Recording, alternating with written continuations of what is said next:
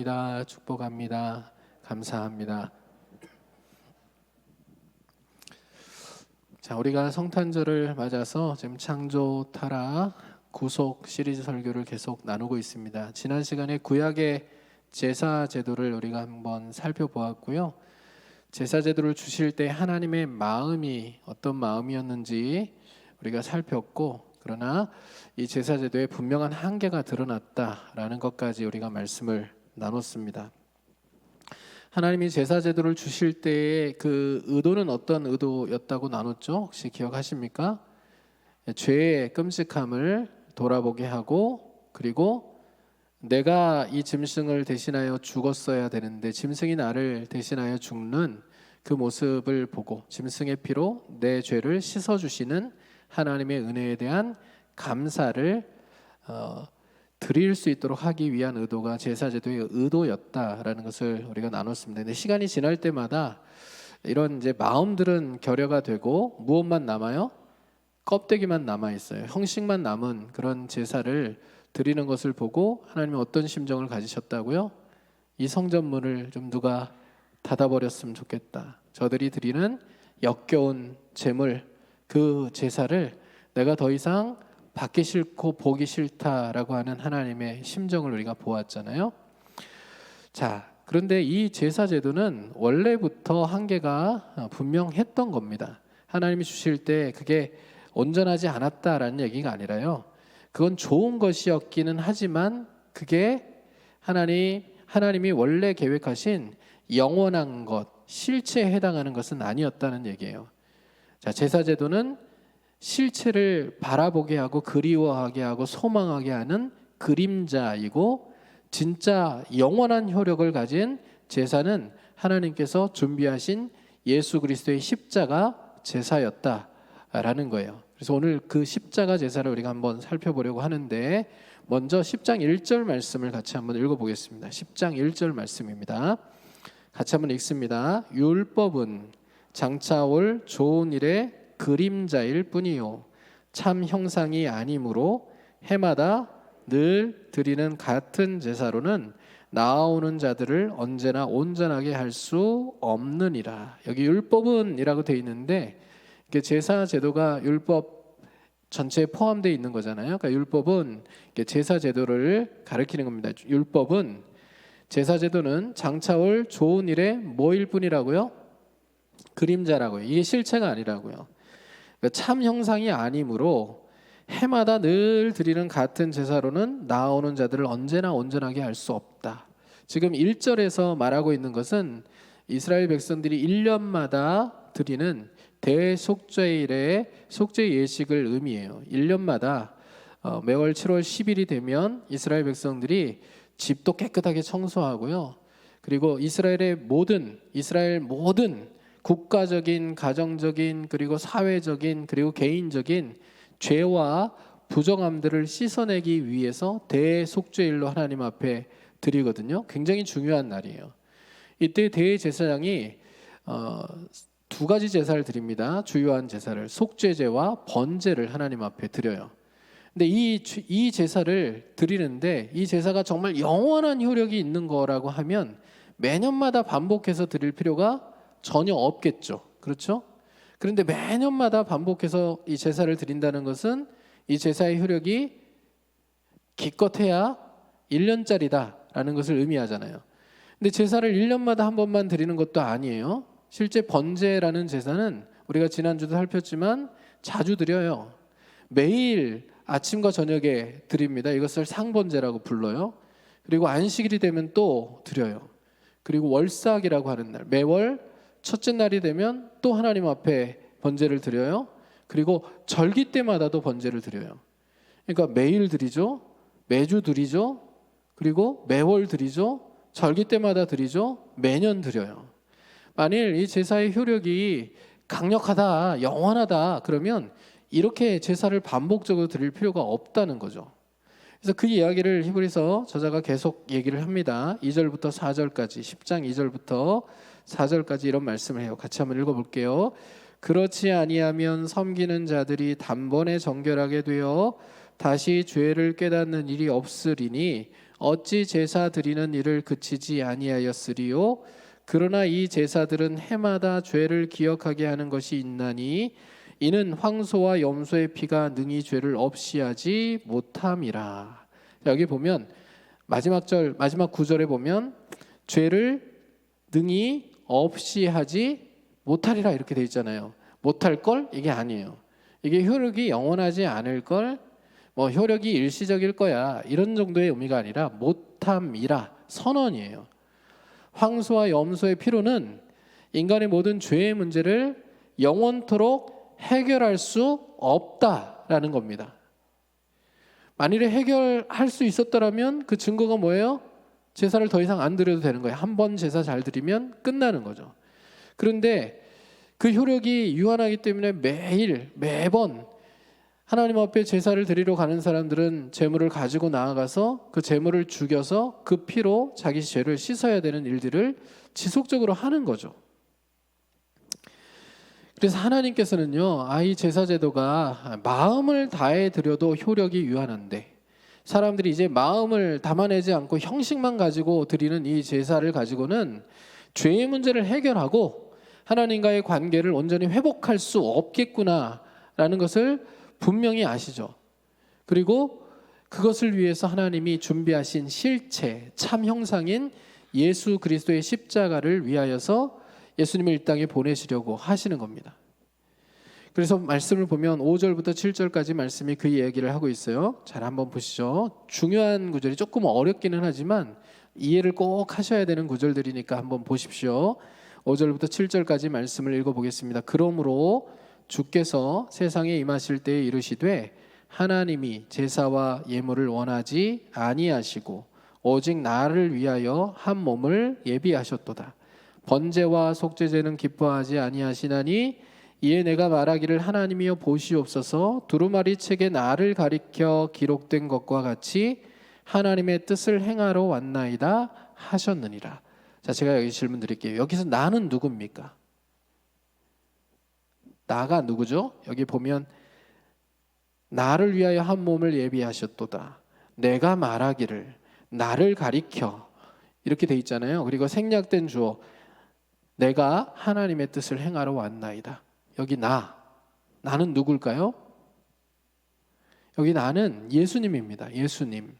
하나님께서 예수님을 위하여 한 몸을 예비하셨다라고 누가 말하는 거예요? 예수님 말씀하시는 거예요. 하나님께서 예수님의 성육신을 위하여서 한 몸을 예비해 두신 거예요. 그럼 잘 생각해 보세요. 예수님의 성육신은 누구를 위한 성육신이에요? 예수님이 누구를 위하여 인간의 몸을 입고 오셨습니까? 나를 위하여 오셨죠? 그러니까 예수님이 나를 위하여 인간의 몸을 입고 이 땅에 오셨기 때문에 여기 지금 예수님은 오직 나를 위하여 하나님이 한 몸을 예비하셨다라고 말씀하고 있지만 예수님을 위하여 예비하신 그 한 몸은 결국 우리를 위하여 하나님께서 예비하신 한 몸이에요.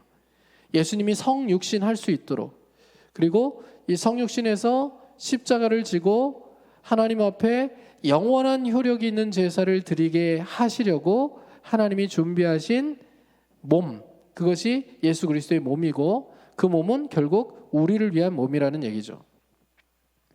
근데 여기서 이제 주목할 구절이요. 어떤 구절이냐면 5절의 뒷부분에 나오는 오직 나를 위하여 한 몸을 예비하셨도다라고 하는 구절이에요. 이게 예수님의 성육신을 가리키는 구절이기도 하고요. 밑줄을 한번 쳐놔 보세요. 자, 그런데 이 말씀을 원래 어디에 있는 말씀을 히브리서 기자가 인용한 거냐면 시편 40편 6절부터 8절까지의 말씀을 인용한 거예요. 근데 시편 말씀은 다윗의 고백이에요. 다윗이 했던 고백을 지금 히브리서 기자가 옮겨오면서 이것을 예수님의 고백으로 지금 들리도록 그렇게 자기 글을 쓰고 있는데요. 원래 시편 40편 6절부터 8절까지의 말씀은 어떻게 기록이 되었냐면 이렇게 기록되어 있어요. 같이 한번 읽어볼게요.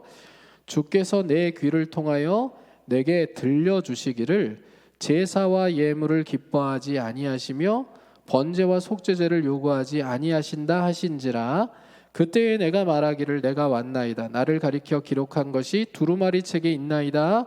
나의 하나님이여 내가 주의 뜻 행하기를 즐기오니 주의 법이 나의 심중에 있나이다 하였나이다. 이것은 누구의 고백이라고요? 다윗의 고백이라고요. 다윗의 고백. 시편 40편 전체는 어떤 문맥이냐면 하나님이 제사를 즐겨하지 아니하신다. 내가 속죄제, 번제 이런 거 이제 싫다. 이런 거 싫다. 그러면서 순종이 제사보다 낫다. 많이 들어보셨죠? 순종이 제사보다 낫다. 하나님의 말씀을 경청하여 듣고 말씀대로 살아가는 그 삶에서 하나님이 보고 싶어 하시는 그 제물이 실제 짐승의 제물보다 더 하나님이 원하시는 거다라는 것을 강조하는 문맥이 있어요. 자, 그래서 시편 40편 6절 8절의 앞부분 6절 말씀에 이 구절도 한번 밑줄을 쳐보세요. 주께서 내 귀를 통하여 내게 들려주시기를 이라는 구절이에요. 자, 아까 우리가 히브리서에서 10장 5절에 오직 나를 위하여 한 몸을 예비하셨도다 라는 구절에 밑줄을 쳤잖아요. 시편 40편 6절에 주께서 내 귀를 통하여 내게 들려주시기를 이라는 구절을 히브리서 기자가 번역을 할 때 오직 나를 위하여 한 몸을 예비하셨도다 라고 번역을 했어요. 전혀 다른 얘기 같죠, 그렇죠? 전혀 다른 얘기 같아요. 주께서 내 귀를 통하여 내게 들려주시기를 이라는 구절과 오직 나를 위하여 한 몸을 예비하셨도다 라는 구절이 이게 어떻게 이렇게 번역될 수 있지? 완전히 잘못된 번역 아니야? 라고 생각할 만큼 전혀 다른 의미를 가진 것 같아요. 근데 왜 이렇게 번역을 했을까요? 굉장히 중요한 의미가 있습니다. 조금 어려운 내용이지만 이 부분들은 생각해 보는 것이 너무 중요하기 때문에 제가 찬찬히 설명을 해드릴 테니까 귀를 기울여서 한번 들어보세요. 원래 시편 40편 6절부터 8절까지에 기록되어 있는 내용은 순종이 제사보다 낫다라고 하는 문맥이에요. 그렇죠? 하나님이 제사보다 사람들의 순종을 더 기뻐하신다라는 문맥이에요. 그런데 사람들이 순종을 잘 안 하죠. 짐승만 가지고 나가서 죄사함을 얻기를 원하지 실제 삶을 살아가면서 말씀에 적극적이고 능동적인 순종을 하며 하나님을 섬기지 않는 거예요. 왜 그럴까요? 귀가 막혔기 때문이에요. 귀가 막혔기 때문에. 귀를 닫아놓고 하나님의 말씀이 들려도 안 들으려고 하기 때문에, 귀를 막아놓고 있기 때문에 말씀이 안 들리는 거예요. 그래서 다윗이 뭐라고 얘기하냐면 여기 내 귀를 통하여 내게 들려주시기를 이라는 구절이 원래 히브리어 동사 카리타라고 하는 동사인데 이 동사의 뜻이 귀를 뚫다예요. 귀를 뚫어주는 거예요. 귀를 뚫어주는 것, 이것을 이제 우리식으로 얘기하면 귀를 파주는 것, 귀를 열어주는 것을 의미해요. 그러니까 실제 막힌 귀를 여는 것, 귀머거리의 귀를 들리게 하는 것을 말하기도 하지만 영적으로 닫힌 귀를 하나님께서 여셔서 하나님의 말씀이 들리게 하시고 순종하지 않으면 안 될 그런 마음들을 허락해 주시는 것을 이 구절로 표현한 거예요. 그러니까 하나님의 말씀을 순종하지 않는 사람들이 가득한 시대에 지금 다윗이 어떤 고백을 하나님 앞에 드리는 거예요? 하나님께서 내 귀를 뚫어주셔서, 내 귀를 열어주셔서 하나님의 말씀이 들리게 하시고 그 말씀이 내 마음을 주장하게 하셔서 하나님의 말씀에 내가 순종하는 삶을 살게 되었노라고 고백하는 내용이에요. 하나님 앞에 제사를 드릴 수 없지만 그 제사 하나님 기뻐하시지 아니하시고, 그러나 그 제사보다 더 하나님이 보기 원하시는 순종의 삶을 살 수 있도록 내 귀를 뚫어주셨다는 고백을 지금 다윗이 드리고 있는 겁니다. 이해가 되시죠? 저는 이제 이 말씀을 이렇게 준비하면서 야, 이렇게 기도해야 되겠다라는 생각이 들더라고요. 나를 위해서도 하나님 제 귀를 뚫어주셔서 제 눈을 열어주셔서 하나님의 말씀을 통해 하나님의 뜻을 잘 분별하게 하시고 또 말씀을 잘 듣고 그 말씀이 내 마음을 주장하여 내 삶을 적극적인 순종의 삶, 능동적인 순종의 삶으로 하나님 앞에 그 어떤 제물보다도 더 기뻐하시는 제물로 올려드릴 수 있기를 기도해야 되겠다, 이런 마음들이 들더라고요. 여러분도 그렇게 기도하실 수 있기를 주님의 이름으로 축복합니다. 하나님이 내 귀를 뚫어주시기를 간절히 소망하며, 내가 그래서 그 말씀에 잘 들려서 믿음으로 능동적이고 적극적인 순종의 사람으로 살아갈 수 있기를 그렇게 하나님 앞에 기도하는 우리 온 성도들이 되실 수 있기를 주님의 이름으로 축복합니다. 그래서 제가 성도들을 향하여서도 이렇게 좀 기도해야 되겠다. 사랑과 긍휼의 마음을 가지고 생각이 들어요. 똑같은 말씀을 들어도 어떤 분들은 이 말씀을 통하여 은혜를 받고 말씀에 순종하려고 몸부림을 치는 모습들이 보여요. 귀가 뚫린 겁니다.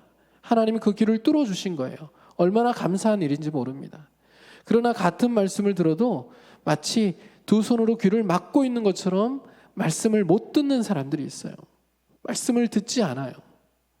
좋은 것만 가려듣고 내게 좀 불편하거나 힘든 얘기들은 다 흘려버리고 하나님의 말씀이 귀에 들리지 않으니 삶이 변화되지 않고 평생을 신앙생활해도 제자리 걸음으로, 아니 예수 믿지 않는 것보다 더 안 좋은 악한 삶의 모습들을 가지고 악한 마음들을 가지고 살아가는 사람들의 모습을 볼 때가 있죠. 그러니까 우리 온 성도들이 주변에 같은 신앙생활하는 사람들을 보면서 이렇게 기도하면 참 좋겠다. 하나님이 우리 모든 성도들의 귀를 열어주시고 뚫어주셔서 하나님의 말씀에 우리가 온 공동체가 기쁨으로 반응하고 은혜 받으며 신앙의 성장과 성숙을 이루는 복된 공동체로 세워져 갈 수 있도록 도와달라고. 이렇게 기도해야 되겠구나. 사랑하는 마음을 가지고 안타까운 마음을 가지고 우리 공동체가 이렇게 서로의 귀가 열리기를 위하여 하나님 앞에 기도하는 공동체가 될 수 있기를 간절히 소원합니다. 세상 사람들보다 선해야 되잖아요. 세상 사람들보다 하나님의 백성으로 선한 의도와 선한 마음을 가지고 선한 일들을 도모하는 백성들로 살아가야 되잖아요. 귀가 뚫려야 가능한 겁니다. 하나님이 우리의 모든 귀를 뚫어주시고 열어주셔서 믿음의 순종이 가능한 하나님의 사람들로 살게 하시기를 주님의 이름으로 축원합니다. 자, 그러면 이제 보세요. 원래 번역이 귀를 뚫다, 귀를 열다의 의미인데 이 카리타라고 하는 이 뚫다, 열다라고 하는 의미를 가진 이 단어를 히브리서 저자는 구약 성경을 헬라어, 구약 성경 히브리어로 기록되었는데 이 히브리어로 기록된 구약 성경을 헬라어로 번역해 놓은 70인경이라고 하는 성경을 사용하던 시대에 살았거든요. 그러니까 70인경의 저자가 이 번역을 하면서 이 카리타라고 하는 단어를 헬라어로 어떻게 번역을 했냐면 카타르티조라고 하는 단어로 번역했어요. 근데 이 단어가 어떤 뜻을 가진 단어냐면 고치다라는 뜻을 가졌고 또 하나 의미의 확장으로 준비하다라는 의미까지도 가진 단어예요. 자, 그럼 한번 보세요. 귀를 뚫다가 원래 의미예요. 근데 이 단어가 헬라어로 번역되면서 두 가지 의미로 번역이 돼요. 하나는 고치다, 그리고 하나는 준비하다. 그러면 붙여서 한번 해보세요. 귀를 고치다. 이건 의미가 통하죠. 귀를 뚫는 것, 귀를 여는 것과 귀를 고치는 것은 뭐 연결이 되잖아요. 귀가 안 들리는데 귀를 고치면 들리잖아요. 그러니까 귀를 고치다, 열다, 뚫다는 의미가 통해요. 그런데 두 번째 의미, 귀를 준비하다. 이건 의미가 통해요. 의미가 모호해져 버렸어요. 그렇죠? 귀를 준비하다라는 걸로 번역하면 의미가 모호해요. 그런데 부분을 가지고 전체를 표현하고 전체를 가지고 부분을 우리가 표현하는 것처럼, 예를 들어서 우리가 내 입술로 주님을 찬양한다라고 얘기하면 내 입술로 주님을 찬양하는 것이 입술만 주님을 찬양하는 것을 가리키는 게 아니잖아요. 내 입술로 주님을 찬양한다라는 얘기는 어떤 뜻이에요? 내가 내 삶으로, 내 전인격으로, 내 온 마음과 몸으로 주님을 찬양한다라는 것을 의미하잖아요. 그런 의미에서 눈을 몸 전체로, 또 입을 몸 전체로, 그리고 귀를 몸 전체로 표현할 수 있다라는 의미에서 여기 귀라고 하는 단어를 몸으로 의미를 확대해서 몸을 준비하다라고 번역을 한 거예요. 이해가 되세요? 몸을 준비하다라고 번역을 하고 나니까 이 구절 전체가 예수 그리스도의 성육신을 설명하는데 잘 사용되는 구절로 생각이 되어서 이것을 예수 그리스도께서 성육신 하시는데 하나님께서 예수 그리스도의 성육신을 위하여 한 몸을 준비하셨다라는 것을 설명하는 구절로 지금 히브리서 기자가 사용하고 있다는 거예요. 자, 그러면 이 고백은 누구의 고백이에요? 예수님의 고백이에요. 예수님이 지금 성육신에 대하여 자기 입으로 설명하시는데, 원래는 다윗의 고백이지만 이 고백을 예수님의 고백으로 히브리서 기자가 바꾸어 놓았으니, 우리가 예수님이 이 고백을 지금 자기의 성육신에 대하여 설명하시는 내용들로 생각하고 다시 한번 읽어보면 명확하게 이 구절들이 이해되리라고 생각해요. 5절부터 7절까지 말씀을 예수님이 예수님의 성육신에 대하여 설명하는 구절로 이해해서 다시 한번 읽어보겠습니다. 그러므로 주께서 세상에 임하실 때에 이르시되 하나님이 제사와 예물을 원하지 아니하시고 오직 나를 위하여 한 몸을 예비하셨도다. 번제와 속죄제는 기뻐하지 아니하시나니 이에 내가 말하기를 하나님이여 보시옵소서, 두루마리 책에 나를 가리켜 기록된 것과 같이 하나님의 뜻을 행하러 왔나이다 하셨느니라. 자, 예수님이 자기의 성육신에 대해서 말씀하시는데 보세요. 하나님 뭘 기뻐하지 않으세요? 구약의 백성들이 드리는 번제, 속죄제 이런 거 기뻐하지 않으세요. 왜요? 순종이 없어요.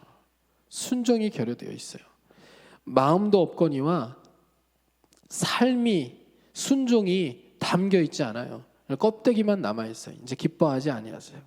그러니까 하나님이 이제 기뻐하실 제사를 예수 그리스도께서 드리셔야 되는데, 그것을 위해서 하나님께서 한 몸을 준비하셨고, 이 몸을 통하여 피조물인 인간의 몸을 입고 예수님이 이 땅에 오게 하셨어요. 목적은 무엇입니까? 십자가예요. 십자가를 통하여 인간의 모든 죄를 씻어내시는 것. 그리고 이 제사를 통하여 더 이상 구약의 제사를 하나님 앞에 드리지 않게 하시고 영원토록 효력 있는 그 죄의 문제를 해결하는 제사를 드리게 하시는 것이 하나님의 뜻이었어요. 그럼 왜 십자가가 꼭 필요한가? 보세요. 한 사람 인간의 불순종으로 말미암아 죄가 세상에 들어왔어요. 그러니까 죄의 문제를 해결하기 위해서는 모든 게 깨끗해야 되거든요. 하나님 거룩하신 분이시기 때문에 제물도 흠이 없는 제물이어야 되고, 그리고 제사를 드리는 사람도 흠이 없는 사람이어야 돼요. 구약의 제사제를 생각해 보세요. 대제사장은 죄인이에요, 아니에요? 제사장들은 죄인이에요, 아니에요? 이게 대답하기 어려우시면 이렇게 한번 질문 드릴게요. 목사가 대제사장이 아니고 또 제사장은 아니지만 성직자니까 목사는 죄인이에요, 아니에요? 이건 대답이 빠르시네. 대제사장은 죄인이에요, 아니에요? 죄인이에요. 모든 인간은 죄인이에요. 그러니까 죄인인 인간이 죄를 지은 사람을 대신하여 제사를 드리는 것, 이 제사가 온전할 수 없는 거잖아요. 짐승은요? 짐승은 능동적으로 하나님의 모든 율법에 자발적으로 순종하여 지금 제물이 되었습니까? 아니에요. 짐승은 뭐 한 게 없어요. 그렇죠? 그저 하나님이 정해 놓으셨기 때문에 어떤 사람의 죄를 대신하여 죽는 것 말고는 이 짐승이 어떤 능동적인 순종을 한 게 없는 거예요. 그러니까 한 사람 인간의 죄를 인하여서 이 세상에 죄가 들어왔기 때문에 죄가 없는 사람이 대제사장의 역할을 해야 되고요. 죄가 없는 제물이 모든 하나님의 율법에 순종함으로 죄를 짓지 않고 제물이 되어 죽어야 돼요. 그것을 이루기 위해서 예수님이 인간의 몸을 입고 오셔서 이 땅에서 12살, 아니 10살, 5살 조금 덜 살면 죄를 덜 지을 수 있잖아요. 맞지 않습니까? 조금 덜 살면 죄를 좀 덜 짓지 않겠습니까? 그런데 왜 33년을 사셨어요? 인간으로서 세월을 지나가면서 죄를 충분히 지을 수 있는, 자범죄를 지을 수 있는 상황에서 하나님의 모든 율법에 온전히 순종하여 흠없는 제물로 서기 위하여서 예수님이 33년의 사생애와 공생애를 같이 사신 거거든요. 그래서 죄가 없는 흠없는 제물로 한 인간에 의하여, 불순종에 의하여 죄가 들어왔으니 한 인간의 온전한 순종을 통하여서 죄를 다 없이 하는 일들을 위하여서 예수님이 이 땅에 오셔서 십자가를 지신 거예요. 이해가 되시죠? 예수님의 십자가는 이 죄의 문제에 대해서 더 이상 다른 제사를 드리지 않아도 될 만큼 단번에 드린 제사이면서 영원한 효력을 가진 제사였다라는 겁니다. 그래서 구약의 제사를 폐하시고 새로운 것을 세우신 거예요. 9절 하반절 말씀이 바로 그 말씀입니다. 그 첫째 것을 폐하심은 둘째 것을 세우려 하심이라. 구약의 제사와는 달리 이제 한 번의 제사로 영원한 효력이 발휘되고 우리는 거룩함을 힘입게 되는 겁니다. 예수 피로. 자, 10장 10절에도 이것을 얘기해요. 이 뜻을 따라 예수 그리스도의 몸을 단번에 들이심으로 말미암아 우리가 거룩함을 얻었노라. 12절 죄를 위하여 한 영원한 제사를 드리시고 14절 그가 거룩하게 된 자들을 한 번의 제사로 영원히 온전하게 하셨느니라. 제가 이제 여기까지는 이제 이론적인 설명들을 쭉 했다면요. 그러면 예수님이 드리신 제사와 구약의 제사 그 이후의 효력이 뭐가 다른가? 구약의 백성들과 우리가 뭐가 다른가? 실제적인 얘기를 한번 해볼게요, 여러분. 자, 구약의 제사들은 신앙생활을 왜 했을까요? 구약의 백성들은 신앙생활의 목적이 죄사함이었어요. 예배를 그들이 왜 드려요? 제사를 드리는 것의 가장 주된 목적은 죄를 씻는 거였어요. 죄 씻음. 죄를 씻기 위하여 제사를 드린 거예요. 제가 지난주도 설명할 때 말씀드렸잖아요. 제사 제도의 가장 중요한 기능은 속죄의 기능이다. 죄를 씻는 게 주된 목적이었어요. 그러니까 매일 하나님 앞에 제물을 가지고 나아가면서 하나님 내 죄를 용서해 주세요. 죄를 씻고 또 하나님이 은혜로 그 죄를 덮어주시면 하나님 감사해요. 한 주간 동안도 내가 죄의 문제에 있어서 승리할 수 있도록 도와주세요. 이게 신앙생활의 목적이었다고요. 제사를 드리는 것의 목적은 죄 사함을 받는 거였어요. 자, 그런데 우리는 신앙생활의 목적이 무엇입니까, 여러분? 예수를 믿으면서도 구약의 백성들처럼 죄 사함이 목적인 신앙생활을 하시는 분들도 굉장히 많죠. 죄를 사함받는 게 여전히 신앙생활의 목적인 분들이 많아요. 죄를 사함받고 구원받는 것, 천국 가는 것, 이게 신앙생활의 목적인 분들이 많아요. 구약의 백성들처럼 신앙생활을 하고 계시는 거예요.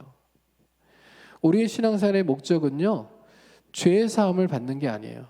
우리가 예배를 드리는 것은 죄 사함을 받기 위해 예배를 드리는 게 아니에요. 구약의 예배인 제사는 죄 사함이 목적이었어요. 그래서 절차마다 죄의 끔찍함들을 돌아보고 죄에 대해서 생각하게 하고 죄에 대해서 회개하게 하고 죄에 대해서 무서움을 가지고 하나님의 은혜에 대한 감격을 하게 만드는 것이 예배 전체의 목적이었어요. 그런데 우리가 드리는 신약의 예배는 이 죄 사함이 목적이 아니에요. 맞죠, 여러분? 헷갈리세요? 예배 순서를 한번 생각해 보세요. 만일 죄 사함이 목적이라면 우리가 지금 드리는 예배 순서 가운데 모든 요소가 다 회개와 죄 사함의 요소로 가득 차야 될 거예요. 헌금을 드리는 거, 또 찬송을 부르는 거, 기도하는 모든 일들, 말씀을 듣는 일들 다 죄에 대하여 다루고 죄의 문제에 대해서 회개하게 하고 참회하게 하고 속죄하는 게 목적이어야 돼요. 그런데 여러분 예배 순서를 한번 보시면 우리가 드리는 예배 순서에 이 속죄와 참회와 회개에 대한 내용들이 얼마나 들어가 있죠? 얼마나 들어가 있어요? 오늘 예배 드리러 오셔서 조금이라도 일찍 오셨다면 하나님 내 죄를 용서해 주세요 이렇게 기도하셨나요? 혹시 하신 분들이 계실 수 있을 것 같아요. 만일 예배의 목적 자체가 속죄, 회개가 주된 의도라면 여러분 들어오셔서 그 기도 안 하셨으면 지금 이 예배는 하나님이 안 받으시는 거예요. 우리 예배의 내용도 마찬가지죠. 기도 가운데 기껏 우리가 속죄와 회개를 위해서 한 것이 무엇입니까? 예배 순서 전체 가운데 혹시 알고 지은 죄, 모르고 지은 죄악들 하나님 용서해 달라는 이 짧은 언급 말고는 지금 속죄와 회개를 위하여 우리가 어떤 시간도 할애하고 있지 않아요. 왜 그렇죠? 우리가 드리는 예배는 속죄가 목적이 아닌 예배이기 때문에 그래요. 물론 한 주간의 죄를 주님 앞에서 씻어내는 거 되게 중요합니다. 예수 그리스도의 이름으로 내가 지은 모든 죄악들을 회개하는 거 너무나도 중요한 일들이지만 우리 예배의 목적과 신앙생활의 목적은 하나님의 영광을 위한 거예요. 하나님이 기뻐하시는 삶을 살아가는 거예요. 구약의 백성들이 굉장히 소극적인 신앙생활을 할 수밖에 없었다면 율법의 조항들을 보고 이건 죄가 아닌 거야. 이건 해도 되고 이건 하지 않아도 되는 거야. 이렇게 법조항을 놓고서 이게 죄가 되는지 안 되는지를 살피면서 소극적으로 신앙생활을 했다면 우리는 이제 그런 소극적인 신앙생활을 하면 안 된다는 거예요. 예배를 통하여 우리 속에 역사하시는 성령이 우리로 하여금 하나님을 찬양하게 하시고 하나님의 백성으로 살게 하시는 것에 민감하게 반응하여 예배드리고 하나님과 온전한 교통을 누리고 하나님이 우리에게 주시는 소망으로 체험을 받고 위로함을 받고 내가 보다 더 적극적이고 능동적으로 하나님의 영광을 위해서 어떻게 살아가야 될지를 고민하는 존재로 우리가 부름받은 거예요. 그러니까 신앙생활 하면서 평생 예수 믿으면서도 누가 시켜서 뭘 하는 사람들 있죠. 누가 시켜서만 하는 사람들. 자원하라. 뭔가 좀 스스로 신청해서 하라. 이게 잘 안 되고 꼭 누가 시켜줘야 하는 사람들. 수동적으로 계속해서 좀 숨어 있으려고 하는 그런 마음들을 가진 사람들. 성령이 속에서 일하시는 것에 대하여 자기가 계속 누르고 있는 겁니다. 못하도록. 조금 더 직설적으로 얘기하면 성령이 속에서 하시는 말씀들을 무시하고 거스르는 거예요. 예수 그리스도의 십자가 사역으로 달라진 것이 있습니다. 무엇이 달라졌을까요? 우리가 하나님 앞에 중간에 대리자를 세우지 않고 나아갈 수 있다는 것이 달라졌어요. 그렇죠? 이전에는 대제사장이 필요했어요. 그러나 예수님이 우리의 영원한 대제사장 되셔서 지금 어디가 계십니까? 하나님 우편에 앉아 계세요. 뭐 하고 계세요? 거기서 우리를 위하여 하나님 앞에 중보하고 계시고 하나님 앞에 우리를 변호하고 계세요. 우리의 대제사장이 저 하늘 보좌 우편에 계세요. 하나님 보좌 우편에. 그러기에 우리가 더 이상 인간 대리자가 필요가 없어요. 기도를 해도 우리가 예수 그리스도의 이름으로 단번에 하나님 앞에 기도할 수 있는 존재가 되었어요. 누군가 나를 위하여 기도해주면 그 기도가 더 강력하고 셀 것처럼 생각하지만 예수님이 우리에게 고속도로를 열어주셨어요. 직행로를 하나님 앞에 나아갈 수 있는. 그러니까 우리 스스로가 예수 그리스도의 이름으로 내 여러 상황들과 아픔과 고통, 내 죄의 문제를 인하여서까지도 하나님 앞에 기도하면 이 기도를 예수 그리스도의 이름으로 드릴 때 하나님께서 들으시고 우리에게 곧장 응답하시는 거예요. 그러니까 이런 특권을 우리가 받았고 또 하나 달라진 것이 무엇입니까? 우리는 이제 구약의 옛 언약 시대를 살아가는 사람이 아니라 새 언약 시대에 살아가는 사람이에요.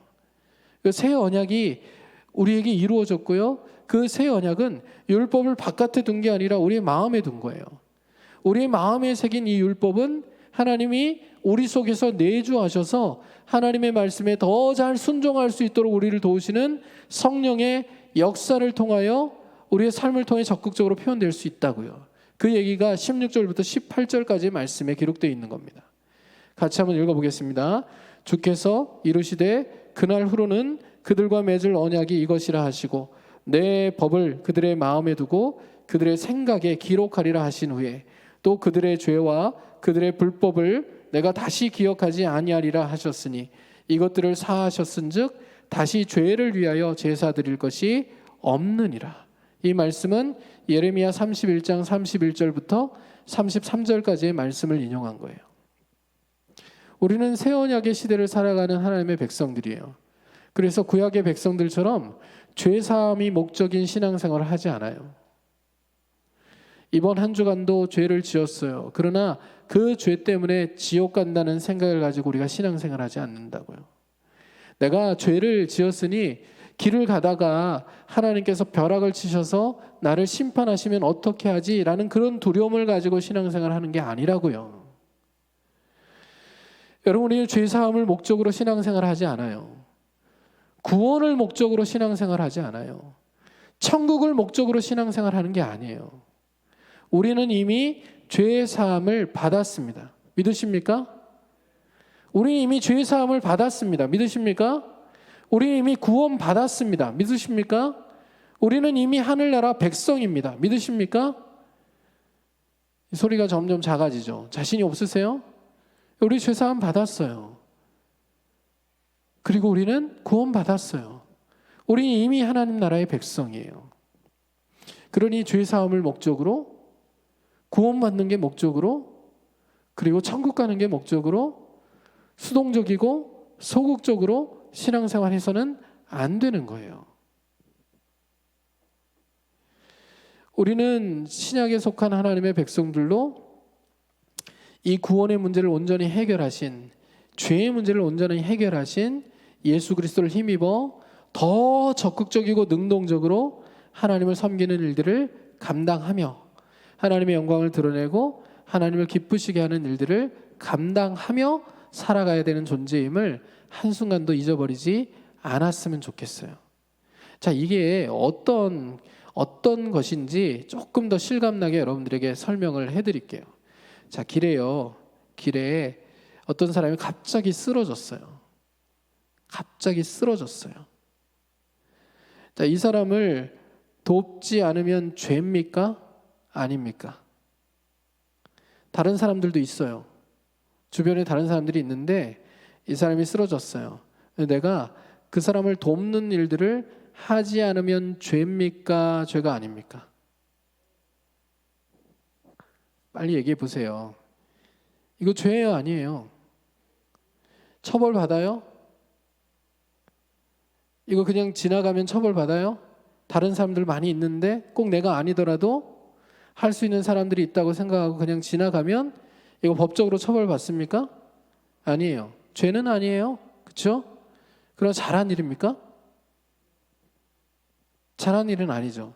이제 구약의 백성들이 어떻게 신앙생활을 했냐면 이거 죄야 아니야. 요거 헤아리면서 신앙생활을 했다는 거예요.